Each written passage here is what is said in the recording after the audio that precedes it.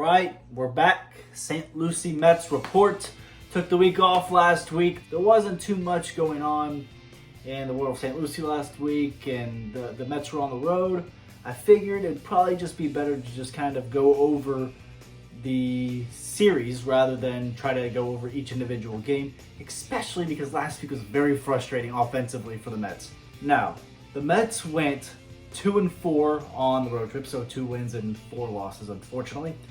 But like I said, it was very, very frustrating offensively. They scored 1 run 3 times and no runs 1 time. So 4 of the 6 games, they scored 1 or fewer runs. That's not going to win you very many games. Somehow they walked out of the game. Of those 4, they got one of the wins. They won that game 1-0. How they did that, I will never know. It came with a passed ball or a wild pitch. I think it was a passed ball in the bottom of the 9th on Thursday. So crazy game. The fans that stayed there for their dollar night down in Jupiter, man, they got a very wacky game there, a wacky 1-0 game. I think the most frustrating game was Wednesday. I was there. I went to Wednesday and Friday. I was actually able to be up in the Hammerheads broadcast booth and to be able to do 4.5 innings of the color commentary. So that was pretty cool. But man, the ending of that game, they lost 2-0. Both runs were scored by Jupiter in the third inning, and they had a chance. At the time, there was 1 out in the bottom of the 9th, man, at first and second, and you have the 9-hole hitter up, which means that Alex Ramirez is on deck. So you either strike out or you walk or you get a hit. One way or another, you think that he's going to be able to tie the game up if it's not already tied with whatever the 9-hole hitter does. At least tie it up, or at least turn it over to the guy that's batting in the 2-hole. The ball gets hit on the ground to second base. He has to roam over a little bit towards first base. He grabs it, throws it on a shortstop who's covering the second base bag. He gets it, falls down. I guess not really sure what happened. The guy from first, the runner on first, was running into second and slid into second base. The shortstop fell down, overthrew the ball way into the Mets dugout, and then they said that there was interference on that, which at first I was like, yes, I agree that there was interference on it, but then we looked, kind of assessed how it happened, and there was no dirty play there. The guy slid right into the bag, and so the game ended on a double play that really should have been 1 out. Then the run from second should have scored because of how he was already around third when the play happened, and so he should have scored. It should have been man at first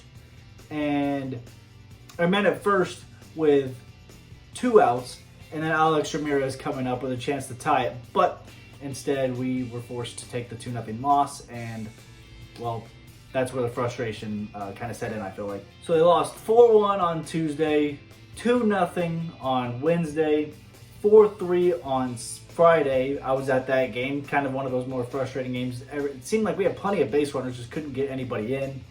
And then we also lost 2-1 on Sunday. Just a closely contested matchup, pitchers duel that unfortunately didn't come out on top. We did win 1-0 on Thursday, and 6-3 on Saturday. So there was at least a little bit of offense on Saturday. Some good takeaways from there. The Mets were, however, able to maintain a 1-game lead over Daytona, who they play next, and Jupiter, who they just played, and a 3-game lead over Palm Beach, who currently is in a tie for last with Tampa and Dunedin at a 6-9 record. The Mets are at 9-6. I would say that Palm Beach is the worst. Their run differential is -21. Tampa's just -20, and Dunedin is -15. The defending champions of the Florida State League, the Bradenton Marauders, are the top offensive team in the league. The best defensive team in the league as far as runs scored against go to the St. Lucie Mets. They've only allowed 52 runs to come across. By contrast, like I said, Bradenton, the best offensive team, they've scored 86 times so far. So on the road, pretty close to 100. They should be able to get it this week. Bradenton's next couple games are against Dunedin, the Blue Jays. So you would imagine that they would be able to get it. The best team in the league right now, as we're just going to go through the Florida State League standings right now, is, by everyone's surprise, the Clearwater Threshers, who started out the season 1-8 and are currently 7-8 now. So they are on a 6-game winning streak. They just played Tampa. Tampa lost 6 in a row after having a pretty good start to the beginning of the season. Still number 1 in the Florida State League is the Fort Myers Mighty Mussels.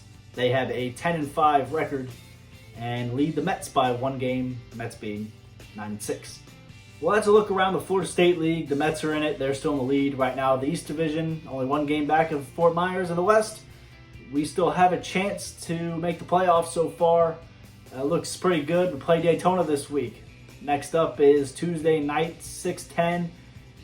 It is Silver Sluggers night. Come out to Clover Park. Get your bingo cards ready. The Mets, last time they played Daytona, they opened up the season in Daytona, took 2 of 3 of them. This is going to be a 6-game series against the Tortugas. Should be good. As always, let's go Mets. And I'll see you guys in the next video. Whenever that's going to be. I'm not sure yet. We'll find out.